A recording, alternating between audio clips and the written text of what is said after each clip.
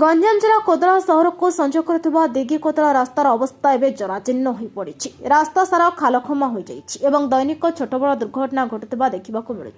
प्रधानमंत्री सड़क योजन रास्ता निर्माण होता बेले 3 वर्ष पर रास्तार अवस्था शोचनीय हो पड़ी।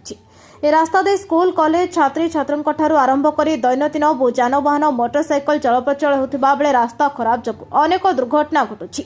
सेबड़े ग्रामवासी मैंने पंचायत स्तरीय जन अभियोग श्रेणी में अभियोग कर स्थानीय ग्राम्य उन्नयन विभाग जंत्री दिलीप बेहरा कहते रास्ता काम कर व्यक्ति मृत्यु घटी। रास्ता निर्माण 5 वर्ष मध्य रास्ता खराब हेले संपुक्त ठिकादार मरामती करने कथा किंतु ठिकादार मृत्यु घटू मरामती विलंब घटी। अन्य व्यवस्था कर उक्त रास्ता को मरामत कर तेज तुरंत रास्तार मरामती जरूरी हो पड़ी। मर्दमेक जीपी कुसुनपुर ग्राम एमएलए पाखक आसलु अभियोग गोटे कथा मर्दमेक आमर सबजेल पर्यटन गोटे रास्ता निर्माण होता से रास्त जहाँ खाल ढेप प्रत्येक दिन नाइट नथिबा हेतु प्रत्येक दिन दुर्घटनाग्रस्त हो लोक सब पड़ुं।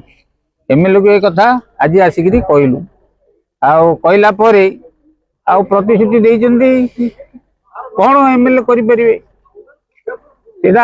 कहले मर्दमेघटू आमर शालिया डैम पटू कुमारी पारिठू जे कोदला पर्यंत कॉलेज पर्यंत सब पिलाने जीवासा कर जगार से खाल ढेपे पड़ी हैरान हरकत होती।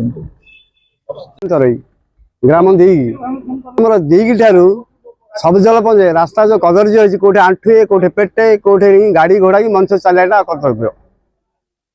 आज एमएलए कलु जई कलु से कहले तुरंत करू तो कहले तुरंत आम करू यहाँ प्राय वर्ष है नाई आगु जई कहला जी तो कम करते सी तो मरीगले। कोदलारू कृष्णचंद्र पलाईं रिपोर्ट न्यायवती टीवी।